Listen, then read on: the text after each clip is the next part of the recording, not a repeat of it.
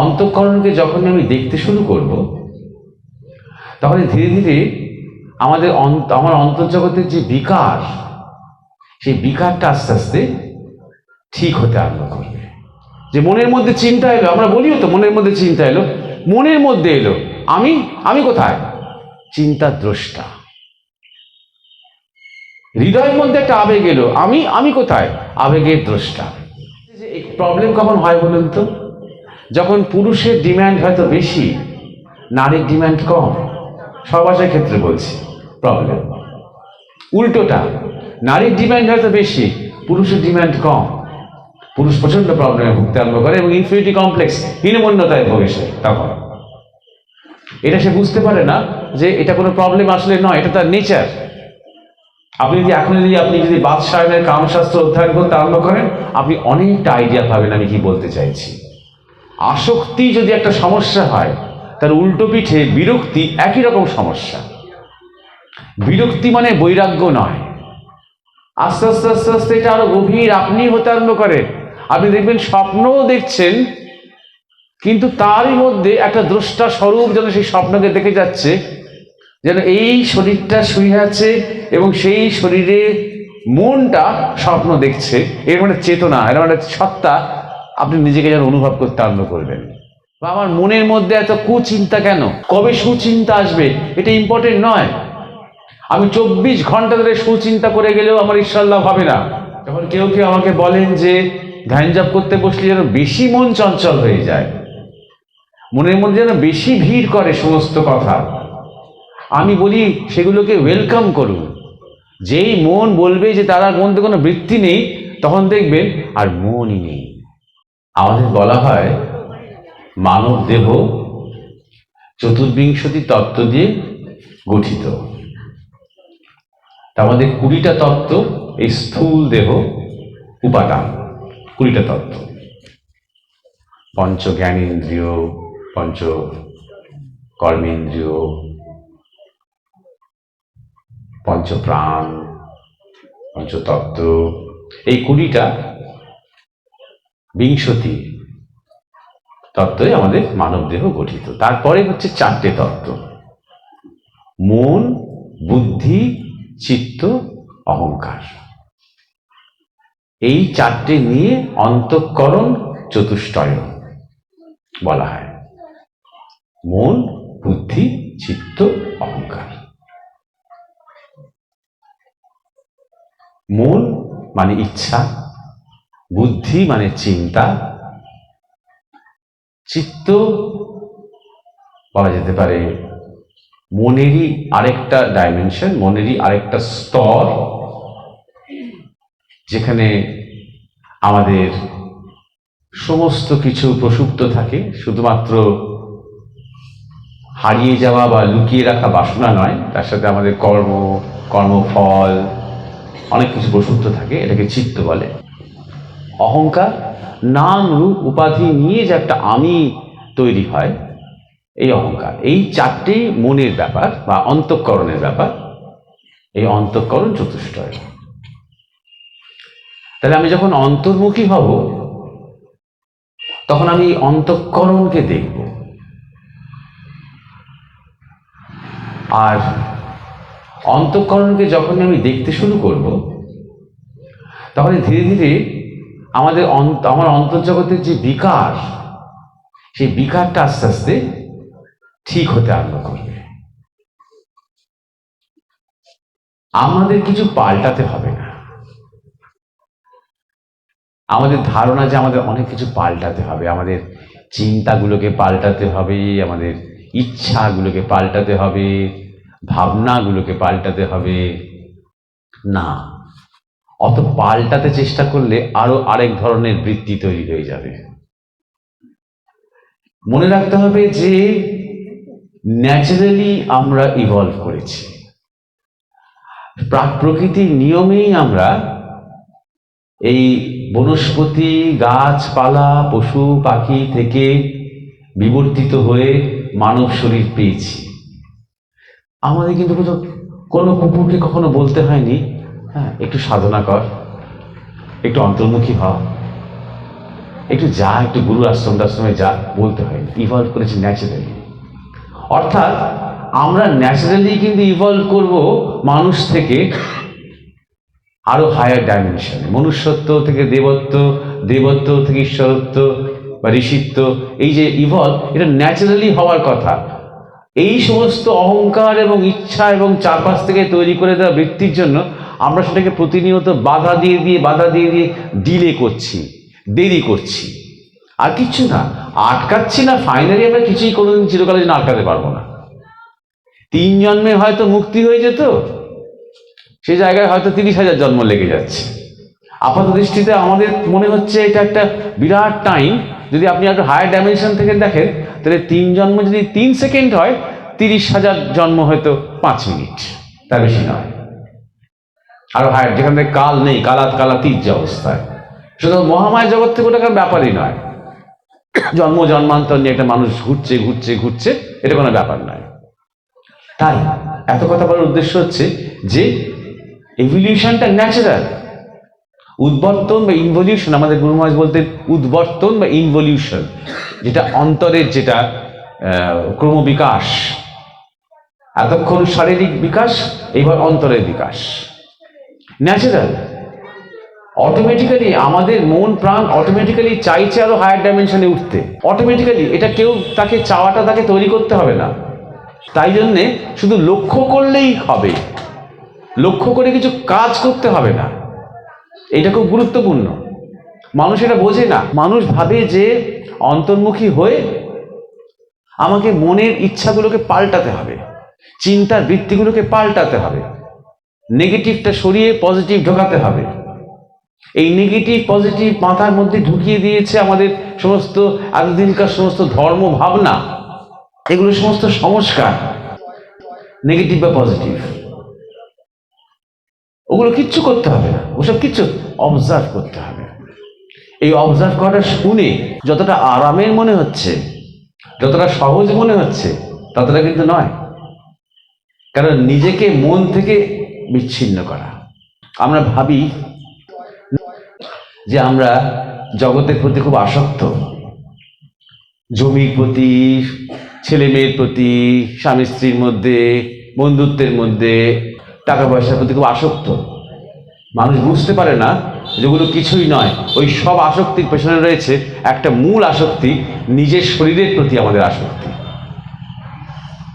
তার চেয়েও আরো গভীরে রয়েছে আমাদের ইচ্ছা, আমাদের অহংকার, তার প্রতি আমাদের আসক্তি। তাই জন্য নিজেকে বিচ্ছিন্ন করাটাই হচ্ছে সবচেয়ে প্রধান বড় কাজ। নিজেকে আলাদা করা। আমি এবং আমার মন আলাদা, আমি এবং আমার চিন্তা আলাদা, আমি এবং আমার শরীর আলাদা।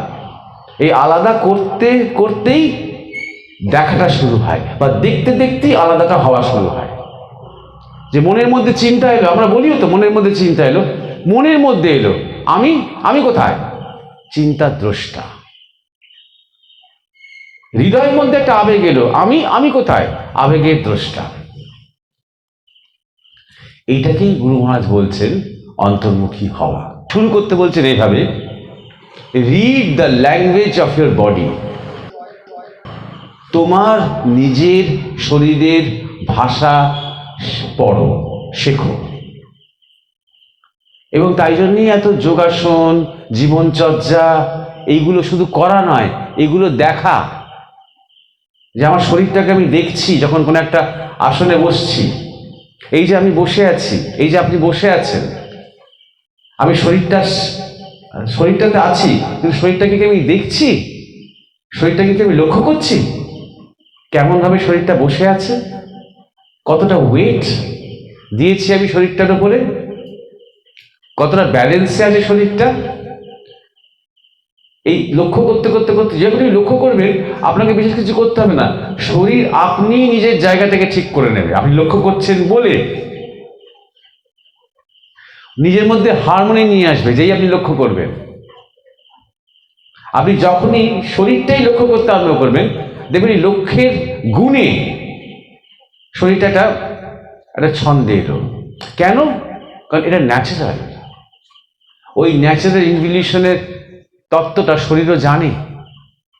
এইবার মানুষের যে কাজ দেবতা হয়ে ওঠা, তারপর মানুষের যে কাজ ঋষি হয়ে ওঠা, এটা কিন্তু এই জ্ঞানটা নিয়েই শরীর জন্মেছে। তাই যখনই আপনি আপনার বসাটা লক্ষ্য করবেন, তখনই শরীর ওই বসাটাকে নিজে ঠিক করে নেবে, কারণ সেই ইনভলিউশনের পক্ষে হয়ে যাবে, তখন অনুকূল হয়ে যাবে, তখন সেই যাত্রার পক্ষে।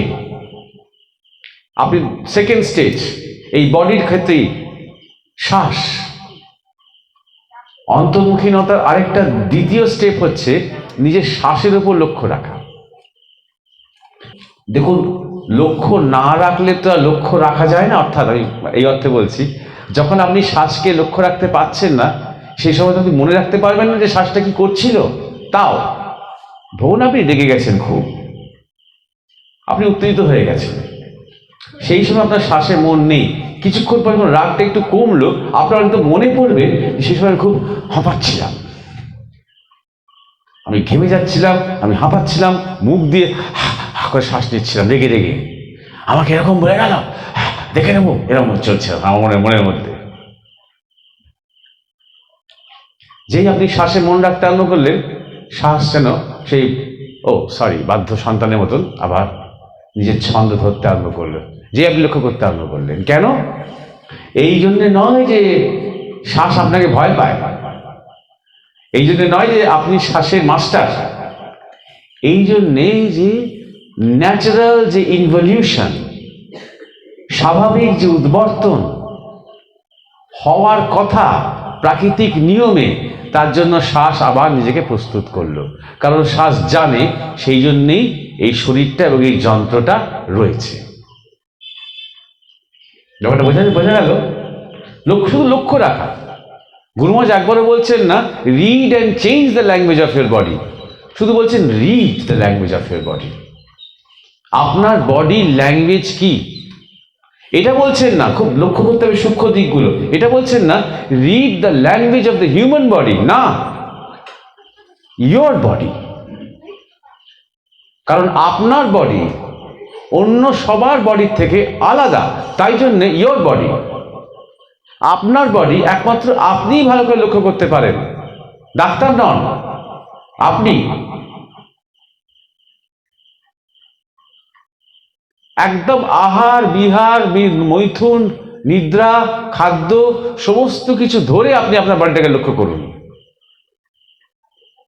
ছোটবেলা থেকেই অনেকে এই খাবো না তাই খাবো না করে, আমি বলি সব রকম খেয়ে দেখ কোনটা খাবি এবং কোনটা খাবি না, শুধু জিভে নয় শরীরে দেখ। আমি এটা বলি, এখন থেকেই সিদ্ধান্ত নিয়ে নিস না। কোনোদিন হয়তো কেউ বললো আমি রাঙালু খাই না, আমি কখনো রাঙালু খেয়েছিস? বলে না, কখনো খাইনি। বলতে কি করে জানলি খাস না? খাই না মানে তো আমি খেয়েছি, খেয়ে আমার কিছু একটা বুঝেছি করে আমি তারপর থেকে খাই না, আলাদা কথা। কোনো এক্সপিরিয়েন্স ছাড়াই খাই না তো কি করে বলছিস? বল খাইনি, এবং তাই জন্যে খাবো, দেখার জন্য ব্যাপারটা কিরকম, নতুন একটা এক্সপিরিয়েন্স নেব। ছোট ছোট ছেলে মেয়েদের মধ্যে এইটাই গ্রো করে দেওয়া উচিত। মা এসে বলছে আমার ছেলেটা তো চিকেন ছাড়া কিছুই খায় না, তুমি খাওয়াও না, তাই তোমার দোষে খায় না, ও তো আর চিকেনের বাচ্চা না, তো তোমার বাচ্চা। তাই জন্যে নিজেকে অবজার্ভ করা, একদম আহার থেকে বিহার থেকে সবকিছু থেকে, কি অবস্থায় কেমন কি করলে, সব রকমভাবে শরীরটা এক্সপেরিমেন্টের মধ্যে নিয়ে গিয়ে আমার শরীরটা ছন্দে থাকে, সাম্যতায় থাকে। আরেকজনের সাথে আমাকে মিলাতে হবে না। আরেকজন হয়তো সারাক্ষণ দৌড়তে পারে, তাতেই তার শরীর ভালো থাকে, অত দৌড়লে হয়তো আমার শরীরটা একটু খারাপ লাগে। আমার হয়তো একটু শুয়ে বসে থাকা হলেই আমার শরীরটা বেশি ভালো থাকে। আরেকজন হয়তো বই পড়তে গেলেই ঘুমিয়ে পড়ে, কিন্তু আমার দেখেছি বই পড়তে গেলেই হয়তো বেশ আমার জাগ্রত হয়ে থাকি। তার মানে আমার শরীরটা, আমার নেচারটা অন্যরকম। তার মানে তারটা খারাপ আমারটা ভালো তা কিন্তু নয়, তারটা তার মতন, তার জায়গায় সে শ্রেষ্ঠ, আমারটা আমার মতন, আমার জায়গায় আমি শ্রেষ্ঠ। এইটা হচ্ছে read the language of your body, not জাজ। ডু নট জাজ যে আমার শরীরটা হচ্ছে সাত্বিক ভালো, ও শরীরটা হচ্ছে তামসিক খারাপ, ওরকম জাজ নয়। শরীরের ধরনটা, জাস্ট ল্যাঙ্গুয়েজটা দেখো, খাদ্যের সাথে, অভ্যাসের সাথে, নিদ্রার সাথে, মৈথুনের সাথে। ল্যাঙ্গুয়েজটা দেখো। সব কথা সব জায়গায় বলা উচিত নয়, তবু ধরুন মৈথুনের কথা যখন শব্দটা যখন এলোই, গার্হস্থ জীবনের ক্ষেত্রেও পুরুষ নারী উভয় ক্ষেত্রেই মানে কোন পিরিয়ডে সহবাস হবে, কতটা গ্যাপ হবে সহবাসের মধ্যে, নানা রকম তারতম্য হতে পারে। এমন হতে পারে, এমন হয়ও যে প্রতিদিনই সহবাসের প্রয়োজন হয়। আবার কোনো কোনো ক্ষেত্রে তো 7 দিনে একবার যথেষ্ট, নেচার অনুযায়ী, শরীরের নেচার অনুযায়ী। কোনো কোনো ক্ষেত্রে মাসে একবার, কোনো প্রবলেম নেই। কোনো কোনো ক্ষেত্রে মাসের পর মাস সঙ্গ আছে, সহবাস হয় না, প্রয়োজন হয় না। এটাও অ্যাকর্ডিং টু নেচার। এবং আরো বলি আপনাকে, দেখা যাচ্ছে যে এই প্রবলেম কখন হয় বলুন তো, যখন পুরুষের ডিম্যান্ড হয়তো বেশি, নারীর ডিম্যান্ড কম। সহবাসের ক্ষেত্রে বলছি প্রবলেম উল্টোটা, নারীর ডিম্যান্ড হয়তো বেশি, পুরুষের ডিম্যান্ড কম। পুরুষ প্রচন্ড প্রবলেমে ভুগতে আরম্ভ করে এবং ইনফিউরিটি কমপ্লেক্স, হীনমন্যতায় ভোগে সে। তখন এটা সে বুঝতে পারে না যে এটা কোনো প্রবলেম আসলে নয়, এটা তার নেচার। ডাক্তারের কাছে গেলে ডাক্তার তখন পুরুষটা কি প্রবলেম বলে চিহ্নিত করবে। বুঝতে পারছেন? যত রকমের চারদিকে সমস্যা, লোকে মানে অতটা চট করে স্বীকার করবে না, সব কিছু মেন্টাল ডিপ্রেশন, হেন তেন থেকে শুরু করে নানা রকম যে শারীরিক যে অসুবিধের ব্যাপারগুলো তৈরি হয় সেক্সুয়াল ইনকম্প্যাটিবিলিটির জন্য। যৌনতার ক্ষেত্রে দুজনের মধ্যে ঠিক মতন পার্টনারশিপটা হয়নি, তার জন্য। তাই জন্য কোনো বিবাহই সাইন্টিফিক্যালি দেয়া হয় না। আমরা দেখছি অর্থ, আমরা দেখছি চাকরি, আমরা দেখছি রূপ, আমরা দেখছি যৌবন, আমরা দেখছি ঘর বাড়ি, এটার কোনোটাই ওই সহবাসের সাথে সম্পর্ক নেই। সহবাসের সম্পর্ক কোথায় বলুন তো? Body language. আগেকার দিনের মানুষেরা এই বডি ল্যাঙ্গুয়েজ জানতেন, এবং তাই জন্য আমাদের গুরু মহারাজ বলতেন স্বয়ংবর বিবাহ ছিল সবচেয়ে বৈজ্ঞানিক বিবাহ। কারণ মেয়েরা অনেক পুরুষের মধ্যে, তখনকার দিনের মেয়েরা অনেক পুরুষের মধ্যে বুঝতে পারতেন যে কে তার জীবনসঙ্গী হওয়ার আদর্শ যোগ্য, এবং সেই যোগ্যতার সাথে তার রূপ, গুণ, কীর্তি, হ্যাঁ, তার ব্যক্তিত্ব, তার বন্ধুত্ব, তার হাসি মুখ, তার চোখের চুলের স্টাইল কোনো সম্পর্কই নেই। অ্যাবসলিউটলি কোনো সম্পর্ক নেই। সেই মহিলাটি জানে তার নিজের বডি, এবং আরেকটা বডি দেখলে সে বুঝতে পারে কোনটা কোনটার পরিপূরক। এটাই ছিল স্বয়ংবর সভার যে বিবাহ। অনেক রকমের বিবাহের উল্লেখ ছিল, তার মধ্যে স্বয়ংবর সভার বিবাহ বলা হতো সবচেয়ে বৈজ্ঞানিক। আর মেয়েরা এই জ্ঞানটা পেতেন মায়েদের কাছ থেকে, গুরুদের কাছ থেকে। আপনি যদি বাদশায়নের কামশাস্ত্র অধ্যয়ন করতে আরম্ভ করেন, আপনি অনেকটা আইডিয়া পাবেন আমি কি বলতে চাইছি। এগুলো গুরু মহারাজ আমাদের অনেক ভেঙে ভেঙে ভেঙে ভেঙে ব্যাপারগুলো আরো বলেছেন, সেই তত্ত্বে আমি যাচ্ছি না। সুতরাং কতটা ইম্পর্টেন্ট ব্যাপারটা বুঝতে পারছেন তো? Read the language of your body, কতটা ইম্পর্টেন্ট এটা। আর বডি এবং মাইন্ড কিন্তু আলাদা নয়, মন আর শরীর কিন্তু আলাদা নয়। মন থেকেই শরীর, যেটা সেদিন আলোচনা হচ্ছিল, তাই না? মাইন্ড ওভার ম্যাটার, মন থেকেই শরীর। এই যে বিবাহের ক্ষেত্রে বললাম, এই যে কম্প্যাটিবিলিটি, এটা শুধু শারীরিক নয়, তার সাথে মানসিকও। মানসিকভাবেও সেই ধরনের পুরুষ যার ধরা যাক বেশি কামের বেগ জাগে, তার মানসিকতা একরকম। যার কম জাগে তার মানসিকতা আরেক রকম। যার একদম প্রায় জাগে না, তারাও আরেক রকম। নারীর ক্ষেত্রে ঠিক তাই। আলাদা আলাদা সে সমস্ত নেচার চিহ্নিত করেছেন বাদশাহ, চিহ্নিত করে ভালো করে বুঝিয়েছেন, যাতে মানুষের স্টুডেন্টদের পরিষ্কার ধারণা হয়। কারণ ব্রহ্মচর্য আশ্রমে যখন ছাত্রছাত্রীরা যেতেন 12-13 বছর বয়সে, ঠিক বয়স সন্ধিকারের মুখে, তখন এই বাদশায়নের কামশাস্ত্রই হতো প্রথম সাবজেক্ট। কত আধুনিক চিন্তা, ভাবনাটা কত মানে গভীর, সুদূর। আজকে সমস্ত কিছু আমরা হারিয়ে ফেলে আবার নতুন করে আমাদের এগুলো উদ্ধার করতে হবে। তো read the language of your body, অন্তর্মুখীনতার প্রথম স্টেপ। তাই জন্য চোখ বন্ধ করে বসতে হবে না, নিজেকে লক্ষ্য করা, নিজেকে অবজার্ভ করা। সব সময় নিজের শরীর সংক্রান্ত সমস্ত কিছু পোশাক আশাক, ক্যাটক্যাটে রঙিন যে পোশাক আশাক পছন্দ করেন না, হালকা সাদা সাদা পোশাক আশাক পছন্দ করেন, টাইট টাইট পোশাক আশাক পছন্দ করেন না, ঢিলে ঢালা পোশাক আশাক পছন্দ করেন। একদম প্র্যাকটিক্যাল, কারণ এর মধ্যে দিয়ে অনেক চরিত্র প্রকৃতি পর্যন্ত বেরিয়ে আসে। এই সমস্ত যখন আবিষ্কার করবে নিজের মধ্যে, আমি দেখছি ওর থেকে আমার ধরনটা একটু অন্যরকম। এবং যে এই ভাষা পড়তে আরম্ভ করে শরীরের, সে আর আরেকজনের ভাষাকে নকল করার চেষ্টা করে না। মানে সিনেমার স্টার এইরকম চুল রাখে বলে আমি এরকম চুল রাখছি, এটা হচ্ছে একদম নিজের দিকে, অ্যাকচুয়ালি নিজের দিকে যে তাকায় না, সে শুধু আয়নার সামনে দাঁড়িয়ে থাকে কিন্তু নিজের দিকে তাকায় না। আয়নার সামনে দাঁড়িয়ে থাকা আর নিজের দিকে তাকানোর মধ্যে আকাশ পাতাল পার্থক্য। সে সারাক্ষণ গোল ঠিক করছে কিংবা টিপ ঠিক করছে, কিন্তু অ্যাকচুয়ালি নিজের বডি ল্যাঙ্গুয়েজটাকে দেখছে না। সে সারাক্ষণ সেলফি তুলছে আর হাঁ করে সে সেলফিতে মুগ্ধ হয়ে যাচ্ছে। 15 মিনিট পরেই আবার সে হোয়াটসঅ্যাপের প্রোফাইল পিকচার পাল্টে ফেলছে। আত্মমগ্ন বললেও চলবে না, নিজের মুখশ্রী মগ্ন সে। আর ক্রমাগত সেই ছবিগুলো পাল্টে পাল্টে সে বন্ধুদের কাছ থেকে রেসপন্স চাইছে। বা দারুণ লাগছে, এটাই দেখে দে, কি সুইট, এটা পাল্টে দে, কন্টিনিউয়াস এই রেসপন্স সে চাইছে। এইটা কিন্তু আমি আমার বডিটাকে খুব চিনছি, বুঝছি, তার সাথে কোনো সম্পর্কই নেই। এটা প্রসেস, নিজেকে দেখা, সব সময় নিজেকে লক্ষ্য রেখে যাওয়া। আমি কেমন দেখতে তার সাথে এটা কোনো সম্পর্ক নেই, একদম নেই।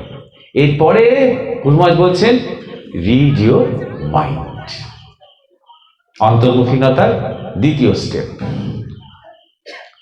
আপনার মনের মধ্যে ইচ্ছা অনিচ্ছা যে বৃত্তি, সংকল্প বিকল্পের যে বৃত্তি, কাউকেই আহ্বান করতে হবে না, কাউকেই প্রত্যাখ্যান করতে হবে না।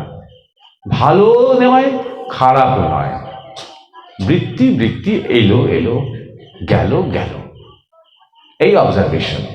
এটাও বলতে যতটা সহজ লাগছে, দীর্ঘকাল লাগে এই অবস্থায় পৌঁছাতে। বড় বড় তপস্বী অরবিন্দকে যখন শুরু করতে বলা হলো, উনি 3 দিনে এটা করে ফেললেন, কিন্তু সবাই এরকম পারে না।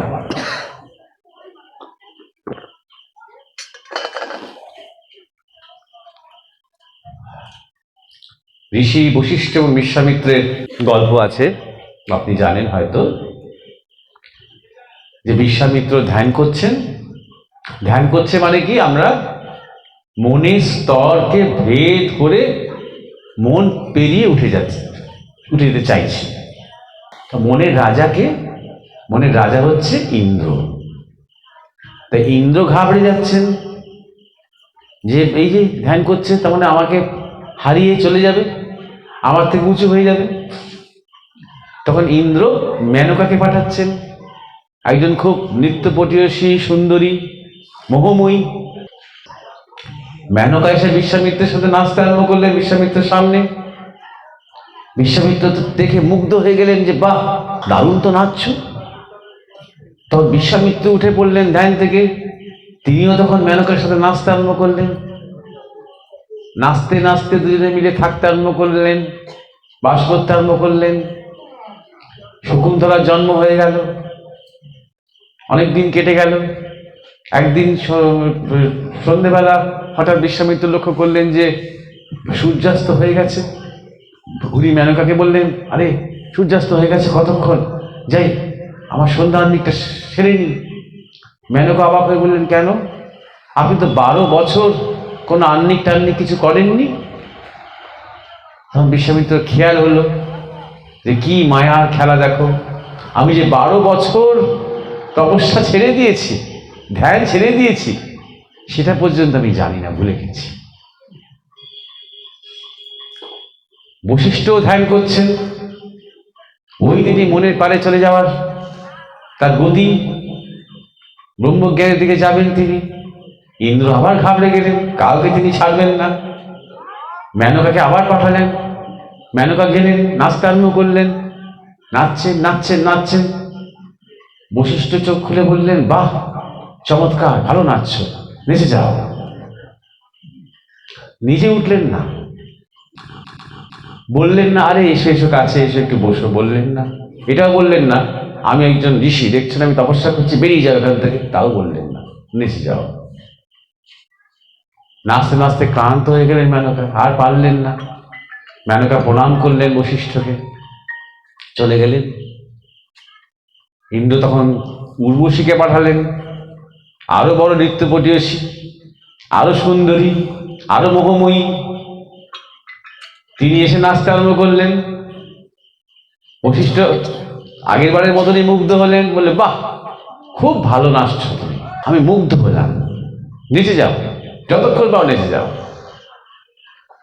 নিচে নিচে নিচে উর্বশী ক্লান্ত হয়ে প্রণাম করে ইন্দ্রকে গিয়ে বললেন, আমার দ্বারা হলো না, অসম্ভব। তিনি পাথর, নড়ানো যাচ্ছে না তাকে। ইন্দ্র তখন হার মানলেন, ইন্দ্রজিৎ হলেন বশিষ্ঠ। এইখান থেকে ইন্দ্রজিৎ নামটা এসেছে, ইন্দ্রজিৎ হলেন। আস্তে আস্তে তিনি ব্রহ্মস্থিতে চলে গেলেন। এই গল্পটা একটু ভালো করে অনুধাবন করলেই বুঝতে পারবেন আপনি গুরু মহারাজ কি বলার চেষ্টা করছেন। মেনকা, উর্বশী, এগুলো হচ্ছে মনের নাচ। আমরা যখন ইনভাইট করব, আমরা তার মানে জড়িয়ে গেছি, আমরা প্রারব্ধ সৃষ্টি করছি। আমরা যখন রিজেক্ট করব, তাড়াবো, তার মানেও আমরা জড়িয়ে গেছি। আসক্তি যদি একটা সমস্যা হয়, তার উল্টো পিঠে বিরক্তি একই রকম সমস্যা। বিরক্তি মানে বৈরাগ্য নয়। আসক্তি বিরক্তিহীন যে চিত্ত, যে চিত্তে কোনো বিক্ষেপ ওঠে না, দ্রষ্টার মতন দেখে যাওয়া। একবারই দ্রষ্টাবৎ হয়ে গেলে আস্তে আস্তে আস্তে আস্তে এটা আরো গভীর আপনি হতে আরম্ভ করে। আপনি দেখবেন স্বপ্নও দেখছেন, কিন্তু তারই মধ্যে একটা দ্রষ্টা স্বরূপ যেন সেই স্বপ্নকে দেখে যাচ্ছে, যেন এই শরীরটা শুয়ে আছে এবং সেই শরীরে মনটা স্বপ্ন দেখছে। এর মানে চেতনা, এর মানে সত্তা আপনি নিজেকে যেন অনুভব করতে আরম্ভ করবেন। এমনকি সুষুপ্তির সময়ও যেন আপনি জানবেন আমি আছি। অটোমেটিক্যালি এটা হয়, এটা দ্রষ্টা। এই দ্রষ্টা যিনি, তাকে ঈশ্বর বলা হয়, দ্রষ্টা স্বরূপ। তখনই আপনি জন্ম, মৃত্যু, জীবন, দুরাগ্রহ, ভোগ, দুর্ভোগ সবকিছু পেরিয়ে গেছেন। কারণ এগুলো সব শরীরে হয়, এগুলো সব মনে হয়, এগুলো সব হৃদয়ে হয়, কোনোটাই এগুলো সত্তায় হয় না। এইটাকেই গুরু মহারাজ বলছেন অন্তঃকরণ অবলোকন করা। প্রথমে read the language of your body, second read your mind, third know your self. নিজেকে জানো। তিনটে স্টেপে গুরু মহারাজ এই অন্তঃকরণ দেখা, নিজেকে দেখা, এবং দেখা যে কি দেখছি এটার থেকে গুরুত্বপূর্ণ দেখা কে দেখছে। সবসময় মনে রাখা, চোখের সামনে আমি ওই দেখলাম, তাই দেখলাম, সেই দেখলাম, যখন কেউ বলে আমাদের, আমরা বলি যাই হোক না কেন, চোখের সামনে, কার চোখের সামনে, কে সে, আমিটা কে। যদি একটা নাম উঠে আসে যে আমার নাম অমরনাথ, এই অমরনাথটা কে? এটা তো একটা শরীর, তার নাম। এই শরীরটার আগে কে? জন্মের আগে তো তার নাম অমরনাথ ছিল না। তখন কে? এই আমিটা কে? এই যে দেহ, এই দেহর দেহি কে? এই যে মন, এই মনের মুনি কে? এই যে চিন্তা, এই চিন্তার দ্রষ্টা কে? এই যে কল্পনা, এই কল্পনার কল্পনাকারী কে? সবসময় সাবজেক্ট। আধ্যাত্মিক বিজ্ঞান অবজেক্ট খোঁজে না, বস্তু খোঁজে না, বস্তু সত্য খোঁজার চেষ্টা করে জড়বিজ্ঞান। আর দ্রষ্টার সত্য খোঁজার চেষ্টা করে আধ্যাত্ম বিজ্ঞান। এই সাবজেক্ট পিছিয়ে আনা, নিজেকে বাইরে থেকে নিজেকে সরিয়ে ভেতর দিকে নিয়ে আসা, এই দোষটাকে খোঁজার চেষ্টা করা, দেখাটাকে কে আছে ঘিরে, এই আধারটাকে ঘিরে কে আছে, কি আছে, এইটা ইম্পর্টেন্ট বেশি। আমি কি দেখছি, বা আমার মনের মধ্যে এত কুচিন্তা কেন, কবে সুচিন্তা আসবে, এটা ইম্পর্টেন্ট নয়। আমি 24 ঘন্টা ধরে সুচিন্তা করে গেলেও আমার ঈশ্বর লাভ হবে না। সুচিন্তা করলে কিছু ভালো কাজ হবে, মুখ দিয়ে কিছু মিষ্টি মিষ্টি কথা বলে বেরোবে, কিন্তু ঈশ্বর দর্শন হবে না। চিন্তার সাথে ঈশ্বরের কোনো সম্পর্ক নেই, তিনি অচিন্ত। সুচিন্তা করলে কিছু প্রেরণা পাওয়া যাবে, ঈশ্বর কথা, সাধু সঙ্গ, সৎসঙ্গ, এসবের মধ্যে থেকে একটা আগুনের আঁচ পাওয়া যায়। ব্যাস, সে আঁচটা পেয়ে যাতে আমি আমার সাধনা এবার এগোতে পারি, আমার নিজের পথ যাতে আমি পরিক্রমা শুরু করতে পারি, তার জন্য এই অন্তঃকরণের কথাই গুরু মহারাজ বলছেন। এইভাবে নিজেকে দেখা অন্তরের, এবং দেখতে দেখতে দেখতে দেখতে আস্তে আস্তে অনেক কিছু উঠে আসতে আরম্ভ করে, যে কথা বারবার বুদ্ধ বলেছে, যেটাকে ফ্রয়েড, টয়েড, অবচেতন, প্রাকচেতন, অচেতন, নানা রকম স্তর ভেদ করেছেন। ওই স্তরগুলো আর থাকে না। এই স্তরগুলো কিন্তু অনেকটাই তৈরি হয় আমাদের পূর্ব জন্মের স্মৃতি এবং অভিজ্ঞতা থেকে। যত আমি গভীরে ঢুকবো তখন এই পূর্ব সমস্ত অভিজ্ঞতাগুলো চোখের সামনে আসতে আরম্ভ করবে। প্রথম আমি তাদের চিনতে পারবো না, বুঝতে পারবো না যেগুলো কেন দেখছি। স্বপ্নতেই আমরা অনেক কিছু দেখি যেগুলো আমরা বুঝতে পারি না, যেগুলো কেন দেখছি। হয়তো তার মধ্যে অনেক কিছু আমাদের পূর্ব অভিজ্ঞতার সাথে লিঙ্কড, সম্পর্কযুক্ত, অর্থাৎ সেগুলো সব রয়েছে। আমি মনকে চঞ্চল করে রেখেছি, মনকে দেখা আমার অভ্যেস নেই বলে সেই ধামাচাপা দেওয়া সেই ছবিগুলো উঠতে পারেনি। যখন থেকে আমি মনকে শান্ত করতে চেষ্টা করেছি, যখন থেকে আমি মনকে দেখা শুরু করেছি, তখন থেকে মন এগুলো তুলতে আরম্ভ করেছে। যখন কেউ আমাকে বলেন যে ধ্যান জপ করতে বসলে যেন বেশি মন চঞ্চল হয়ে যায়, মনের মধ্যে যেন বেশি ভিড় করে সমস্ত কথা, আমি বলি সেগুলোকে ওয়েলকাম করুন, স্বাগত। বাদ বাকি সময় কোনো না কোনো কাজে যখন আছি তখন মনকে আমি বহির্মুখী করে রেখেছি।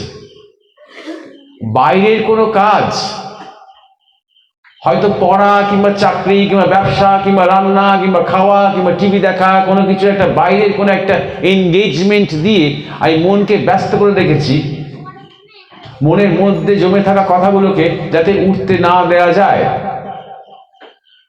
যেই আমি মনকে ব্যস্ততার জন্য বহির কোনো কাজ আর দিচ্ছি না, এবার খেতে হবে, এবার পড়তে হবে, এবার শুতে হবে, এবার চান করতে হবে, এই সমস্ত থেকে আমি তাকে বন্ধ করে দিয়ে এবার চুপ করে বসতে হবে ঠাকুরের সামনে, এইটা যেই বলছি অমনি মন তার ভেতরে এতদিনকার জমে থাকা কথাগুলো একটু একটু একটু করে তুলতে আরম্ভ করবে। অর্থাৎ সে নিজেকে পরিষ্কার করতে চাইছে। আমরা সেটাকে ভাবছি চঞ্চলতা, তা নয়। যে ঘরটার দিকে অনেকদিন তাকানো হয়নি, যে ঘরের দিকে আমরা কখনো ঢুকিনি, সেই ঘরটা নিজেকে পরিষ্কার করতে চাইছে। তুলে তুলে তুলে তুলে তুলে যখন আপনি সেইগুলোর দিকে আসক্ত হবেন না, বিরক্ত হবেন না, সেগুলো উঠবে এবং বেরিয়ে যাবে, উঠবে এবং বেরিয়ে যাবে।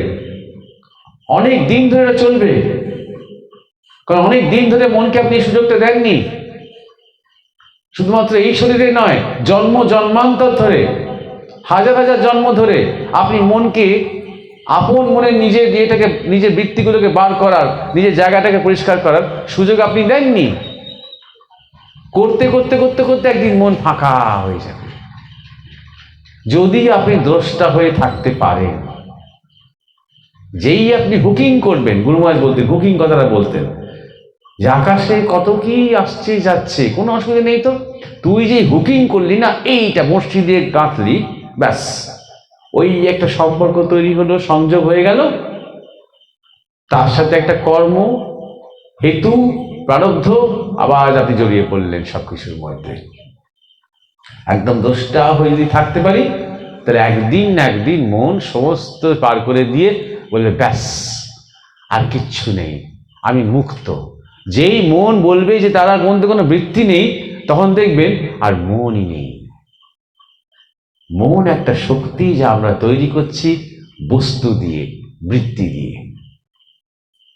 আমি ধরুন ভাবলাম এই গুরু মহারাজের গলায় মালাটা আমি চুরি করব, ওটা গুরু মহারাজের গলার থেকে এটা আমার গলায় বেশি ভালো লাগবে, ধরুন আমি খুব মজা করে বলছি, ধরুন আমার মন, আমি তার নির্বিকার বসেছিল, নির্বিকার বসে আছি চুপচাপ, কিছুই ভাবছি না, স্থির, আমার মন নেই, কিন্তু মন নেই। মালাটা দেখলাম, তখনও মন নেই, ওই মালাটা নিতে হবে, এই মন। তাই জন্য বলছি ইচ্ছা অনিচ্ছা এইটা দিয়ে মনের বৃত্তি, অর্থাৎ এই মালাটাকে কেন্দ্র করে আমার মন একটা শক্তি হয়ে উঠল, বস্তুকে কেন্দ্র করে। এবারে বুকিং করে ওটা মালাটাকে নেব। সুতরাং আমার মধ্যে যখন আর কোনো নতুন করে কোনো ইচ্ছে জাগছে না, নতুন করে কোনো অনিচ্ছাও জাগছে না, আচ্ছা আপনি যাবেন আমার সাথে ওইখানে একটু চেয়ারে বসে, না না না না আমি সব জায়গায় যাই না, এই যে একটা অনিচ্ছা, এও একটা মন, চলো থাক যাবো না, বুঝলেন আপনি, আমরা এখানেই বসে আছি, ঠিক আছে বসি। এই ফ্লো যখন করছে, যেখানে যেমন সেখানে তেমন, যখন আপনি ফ্লো করছেন এবং কোনো ব্যক্তি মনের কোনো আপনার রুচি অরুচি নিয়ে আপনার কোনো বিন্দুমাত্র কিছু যায় আসে না, সব জায়গায় আপনি নির্ভর, তখন মন বৃত্তিশূন্য হচ্ছে, মানে মন আর থাকছে না। মন যখন থাকছে না তখনই আপনি শিব। শিব মানেই তাই, মন যেখানে লয় হয়ে গেছে সেখানেই শিবত্ব জেগেছে। তাই জন্য বলা হয় নির্বাসনা হও, উপনিষদ বলে ওই একই কথা, মানে মনকে মুছে দাও। আর মনকে আলাদা করে জোর করে মুছতে হবে না, মনের বৃত্তিগুলো দ্রষ্টা হয়ে থাকতে হবে, বৃত্তি শূন্য হয়ে যাবে এক সময়, চিত্তবৃত্তি নিরোধ বুদ্ধ বলেছেন। একই কথা সব বিভিন্ন বিভিন্ন ভাষায় করে, তখন আর মনই থাকবে না। এইটা হচ্ছে অন্তর্মুখী হওয়ার কলা।